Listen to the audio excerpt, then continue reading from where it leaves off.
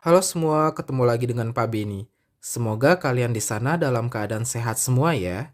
Pada video sebelumnya, Pak Beni sudah membahas bab teorema Pitagoras. Nah, pada video kali ini, Pak Beni akan mulai membahas bab lingkaran bagian pertama, yaitu tentang mengenal lingkaran.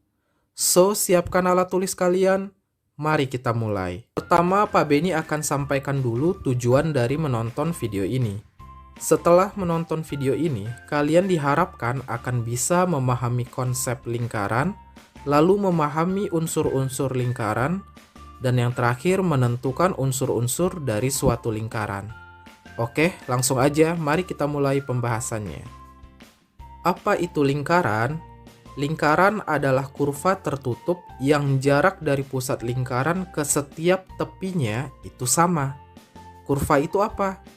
Kurva itu garis melengkung, kayak gini.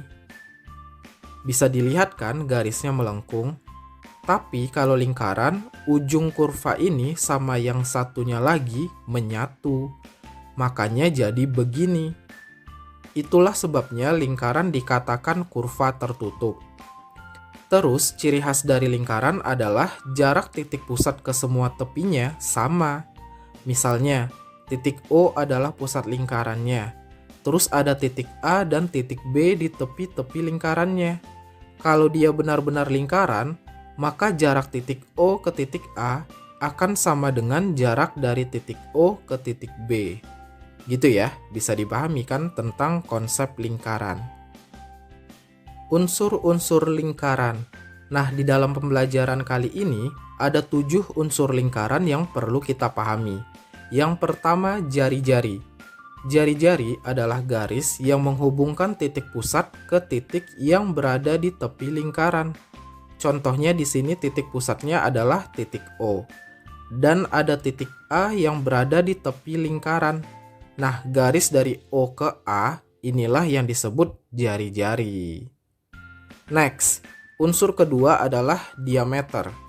Diameter adalah garis yang menghubungkan titik yang berada di tepi lingkaran ke tepi yang lain, tapi harus melewati titik pusat.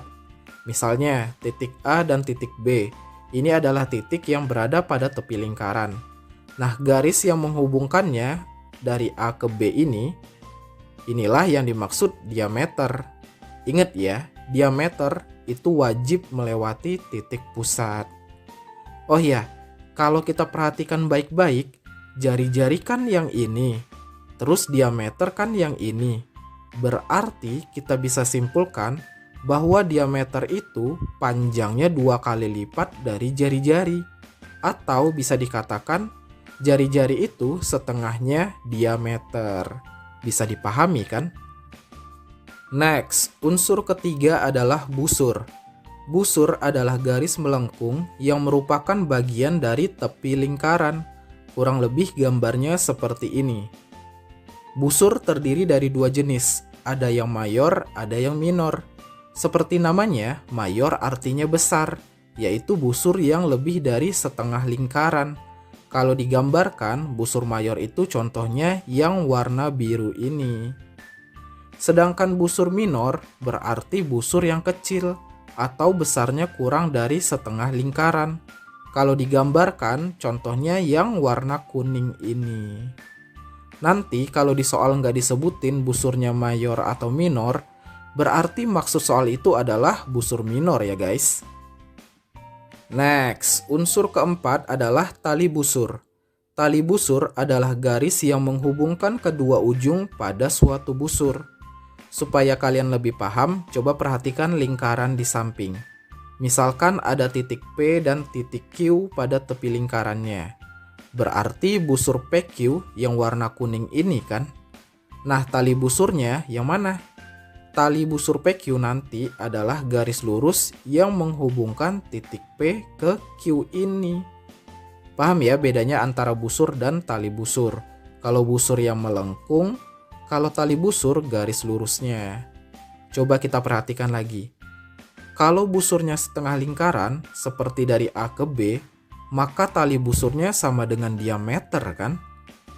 Nah, di antara semua tali busur yang ada di dalam lingkaran, Diameter ini adalah tali busur yang paling panjang.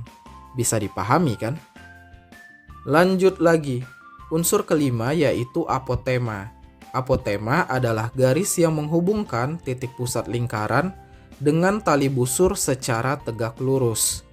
Oke, kita lihat ke gambar lingkaran di samping. Titik pusatnya kan di O.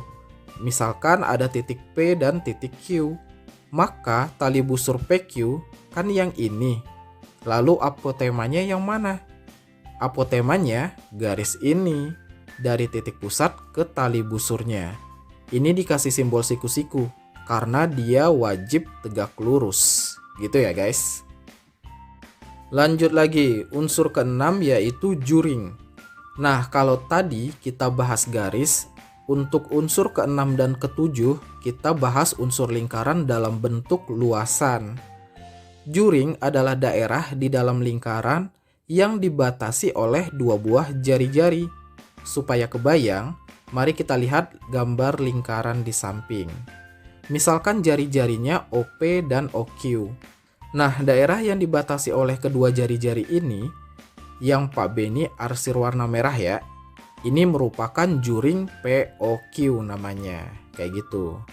Sebenarnya juring juga ada dua tipe, yaitu juring minor dan juring mayor. Nah, yang ini adalah juring minor. Sedangkan juring mayornya yang ini. Intinya sama seperti busur, kalau nggak disebutin mayor atau minornya dalam soal, berarti yang dimaksud adalah juring minor atau juring kecilnya. Gitu ya guys. Unsur terakhir yaitu tembereng. Tembereng adalah daerah di dalam lingkaran yang dibatasi oleh busur dan tali busur lingkaran. Supaya kebayang, mari kita lihat gambar lingkaran di samping. Misalkan ada busur PQ. Tali busurnya kan garis ini. Nah, temberengnya adalah daerah yang dibatasi oleh busur PQ dan tali busur PQ ini. Yang Pak Beni arsir warna merah ini ya. Sebenarnya, tembereng juga ada dua tipe, yaitu tembereng minor dan mayor. Nah, yang ini adalah tembereng minornya. Sedangkan tembereng mayor yang kayak gini. Lagi-lagi ingat, kalau nggak disebutin mayor atau minornya dalam soal, berarti yang dimaksud adalah tembereng minor atau tembereng yang kecilnya. Gitu, bisa dipahami kan? Oke, sekarang mari kita coba terapkan pengetahuan yang sudah kita pelajari barusan untuk menentukan unsur-unsur lingkaran pada soal berikut. Daerah arsiran di atas ruas garis AE disebut, oke, ini kan wilayah yang dibatasin sama busur dan tali busur. Berarti ini adalah tembereng. Next, ini dibaca ruas garis BD ya guys. Nah, ruas garis BD ini kan dari tepi lingkaran ke tepi satunya lagi melewati titik pusat. Berarti ini dipastikan diameter. Lanjut. Ruas garis OF. Garis ini kan menghubungkan titik pusat sama tali busur.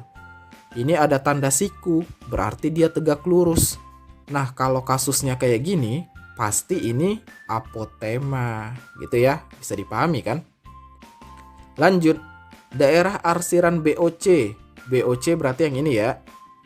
Nah, ini jelas juring ya guys, kan dibatasi oleh dua jari-jari. Next, ini dibaca busur AE. Jadi kalau ada tanda kayak gini, ini dibacanya busur. Tinggal lihat huruf di bawahnya. Hurufnya kan AE, berarti ini busur AE. Nah, udah jelas ya dari namanya, ini busur. So ya udah jawab aja, busur. Lanjut, ruas garis AE disebut apa? Oke, ini beda sama yang sebelumnya. Kalau tadi busur, ini ruas garisnya. Kalau ruas garisnya berarti tali busur. Nah, yang terakhir, ruas garis OE. Kalau ini kan menghubungkan titik pusat sama salah satu tepi lingkaran. Berarti ini dipastikan jari-jari. Gimana? Gampang kan? Nah, sekarang giliran kalian ya. Silahkan coba soal berikut ini. Nanti kalau udah ketemu jawabannya, silahkan tulis di kolom komentar. Kunci jawabannya Pak Beni letakkan di deskripsi video ini, supaya kalian bisa cek jawaban kalian benar atau enggak. Oke, itulah video pembahasan tentang mengenal lingkaran. Untuk